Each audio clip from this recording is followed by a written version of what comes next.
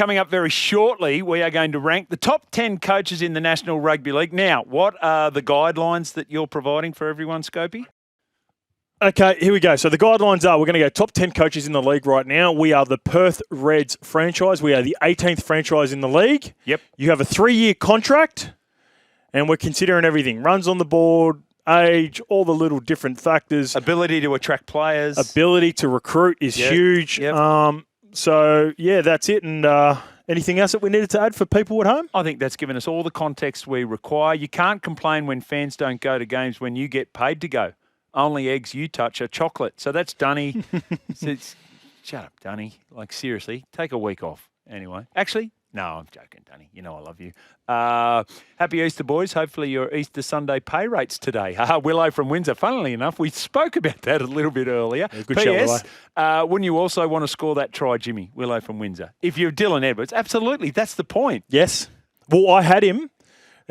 For people that were gambling responsibly, of course, I had him and Teddy both score. I was hoping for a Teddy try in that game. I had Penrith as a revenge win because of what they did to him round 2. Right. And they hadn't recovered since. Yep. So I had Penrith winning, Dylan Edwards scoring, and then Teddy answering back in a battle of the two fullbacks for Origin. Okay. So no Teddy try, and he still hasn't scored this year, Teddy. Is that right? Yeah. He scored a try. So he's due. And I'll tell you what, that bounce. As soon as I get off him too. Yeah. He had visions of scoring with that he bounce, did. didn't he? And who was there? Right on the spot? D.E. Yep. I had anytime try scorer Daniel Tupou, 4 minutes in. Thank you very much. And I also had anytime try scorer Mark Nwanganitawasi. Anytime you're ready to get involved in the game, Mark, that'd be fantastic. He had a good start. He did. Yep. He did. And then I was texting the mate. I went with Butsy, who's a big listener to the Levels, big listener to Thank you, Butsy. the program, and I'm like, I call him Anytime Tupu. and he came back and said, very shortly thereafter, I call him 2 tries Paul after Alamotti got across for his second. All right, without further ado.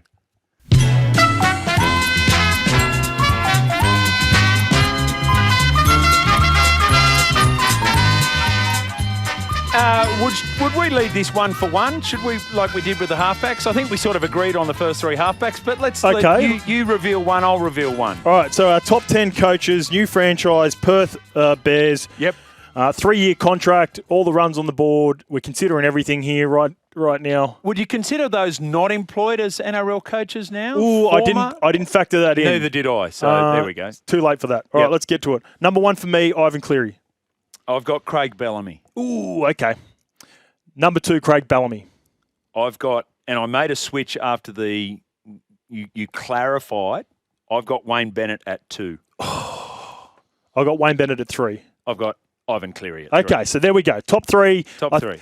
How you feel about that? I'm going to give everyone a little teaser if they've just tuned in.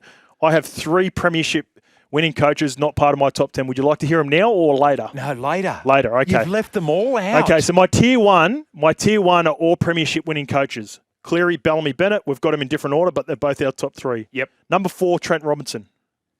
I've got Cameron Serraldo. Ooh, I like it. He has not won a competition. I like it. Cameron Serraldo. It's ambitious. All right. Number 5, I've got Madge Maguire. I've got 5, Madge Maguire. Okay, there we go. All right, sweet. So tier 1 for me, those are my premiership winning coaches. They've got the runs on the board.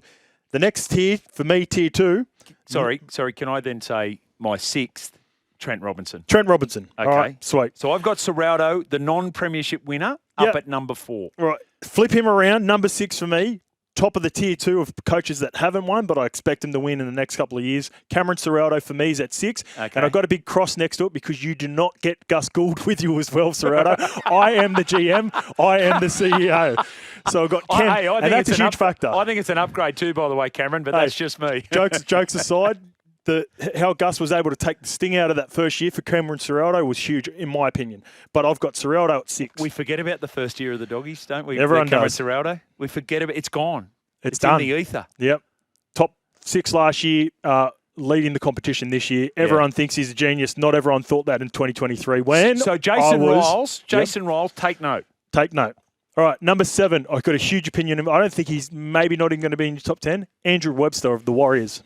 He is. I've got a one spot left, and I've got 3 that I'm agonising Well, over. you're waiting to hear my selections before you finish your top 10. You can't do that. No. Well, I've got 3 here. I won't be influenced by you. Well, I'll be can you make a influenced by decision me. on the top 10 before we get to top 10, please? Okay. Done. Done. All right, 7 Webster. Okay. Who you got 7? Shane Flanagan. I like it. There we go. Flano, I don't have him in. Not reluctantly, I struggle to find Flano in there. I'm going to send it to him. Number 8. These are like, so if there's a teaser, none of my... Flanagan's not in your top 10. None of the coaches in my tier 2 have won a premiership yet. So they're all young ascending coaches. That's the reason I put them in tier 2. So number 8, Fitzy, Craig Fitzgibbon. I've got him at 9. Okay. Who's your 8? Des Hasler. Desi. I don't have Desi either. I was sending it to him as well. I don't have Desi. Really? This is going to... My 9 and 10 are going to... I don't know. Maybe you're going to get angry at me. my head? Yep. Okay. Number 9, Todd Payton. He was one of the 3 I was agonising I over. like Todd Payton. I think Todd Payton's better than a lot of people give him credit for. You know, I'm huge on presses. I love he's made huge decisions at the Cowboys. Yes, he has. And I love the way he speaks at presses before and after games, and that's persuaded him into the top 10 for me over a couple of the other ones. 2 weeks into the competition, he was early favourite to be first sacked. Wasn't he? He was under the pump, but I've seen 4 years of, in my opinion, I've got enough runs on the board to say that I believe he's a top 10 coach. And I agree. I think he's been really impressive. He doesn't, and it might be a little bit of out of mind, out of sight, and he doesn't cop the scrutiny perhaps as some of the Sydney ones do. Which can be a positive as well. Which can be a positive, Yep. but he handles any scrutiny no problem. Yeah. Or it certainly seems that way. Well, I think sometimes to a fault, too honest. Right. Yep. Like he's one of those guys that says stuff where you go, I like it. I probably wouldn't have said it, but I like it. And the thing I'll cut him slack with around that is I think he's been talking. So when he was critical of Taumalolo, I reckon this is the final straw for him. He said he's had 5 conversations with Jason, and then he's finally said, right, I'm taking it public. Communicating through the media? Yes. But as not a last resort, but as my next resort. Okay, if I'm not getting the response I want here, this is how I'm going to do it. All right, so no Todd Payton. So who did you have at 9? I had Fitzy at 9. So Fitzy Flanagan 9. 7, Hasler 8, Fitzgibbon 9. Yep. Drum roll, number 10. Do you want to go your 10? Because my 10's, you're not going to be happy with my 10. I'll go number 10 then. Number 10. Not the Sydney Morning Heralds, the New Zealand Warriors, Andrew Webster. Okay, Webby gets in. So you decided on Webby because I had him at 7. No, but as I said, I'm not. Like I had Todd Payton was one of the other ones that I was wrestling with there. Yep. Okay, you're number 10? Benji Marshall. Benji Marshall. Oh, come on. I knew you were going to be angry. Are you related? No, not at all. Seriously. I love what I hear out of Benji. Look, the reports of, there's been a number of reports that have come over the last couple of years. Love the way they've started. Love the way he talks after presses. The similar, compliments that I heard for Todd Payton. And I think he's a young ascending coach. He's gone through a really tough period, and the next couple of weeks are going to serve him really well moving forward. But it was a huge decision to have him over premiership winners Ricky Stewart, Flano and Hasler. But I'm going the next 3 years, and I'm going a clean slate with a young playing group or a playing group that are more familiar with Benji Marshall than probably Stewart, Flanagan and Hasler. I've gone Benji at 10. Okay, I'm just ruling out Isaac Moses players coming to this new franchise. Right? Lockie Galvin isn't my marquee player, that's for sure. I'll take Jerome, though. Jerome can come with me. So here's the interesting thing about that and what you say, and maybe a little bit of theatrics there. And that is, it's a really small sample space with Benji. Yeah. Here's the other thing. When was the last time you heard Benji talking about work-life balance? Remember that was the thing? Yeah. It's not happening. Now, I haven't heard much of it, recently. 0. Except for Willie Mason levels this week. 0. And the reason I think is I don't know whether he's then gone, oh, man, I can't do work-life balance. I need to be obsessive. Yeah. Or, man, stop talking about work-life balance.